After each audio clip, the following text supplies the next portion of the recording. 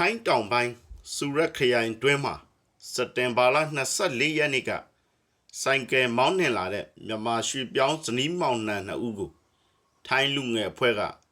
မောင်းနှင်လာသည့်ဆိုင်ကယ်ကိုတားပြီးဘာလူမျိုးလဲဟုမေးရတွင်တဝယ်လူမျိုးဟုပြောသဖြင့်အကြောင်းမဲ့တနက်ဖြစ်ပြတ်သက်ခဲ့ပါတယ်အဆိုပါဖြစ်စဉ်နဲ့ပတ်သက်ပြီးညီမဖြစ်သူမှအခုလိုပြောပြထားပါတယ်ပြောရမယ်ဆိုတာဆူလာမပေါ့ဒီမျိုးစိုက်တဲ့စိုက်ပေါ့စိုက်ရဝါရှောဆရာဝါရှောမ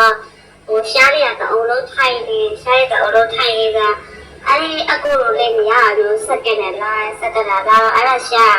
စက်ကရခဲ့ပြီးတော့မင်းနဲ့ဘာလို့မျိုးလဲအဲ့ဒါမော့လားဘာလို့မျိုးလဲပေါ့အဲ့ဒီမျိုးတော့သူကတဝဲလို့ပြောတယ်အဲ့တော့ဘာရမျိုးရဆိုတာမရှိဘူးတော့တဝဲလို့ပြောလိုက်တာနဲ့တနက်နဲ့တက်လိုက်ပြေတာပြေတာတော့တက်တယ်ပြေတယ်အဲ့ဒါအဲ့ဒီအကူကရှောက်တယ်ဆိုတော့အဲ့ဒါဘယ်နာပေါ့ဘာအေးပေါ့အဲ့ဒါမျိုးတော့လို့ပြောတော့ဘာအေးပေါ့ဘာအေးရွှေပြီးတော့သွားနေဘာရမျိုးမှမရှိဘူးလေသူတို့ကစကားများတာလည်းမရှိဘူးမရှိပဲနဲ့ဘာလို့မျိုးလဲလို့မေးပြီးတော့ဒါလည်းပြစ်တာတယ်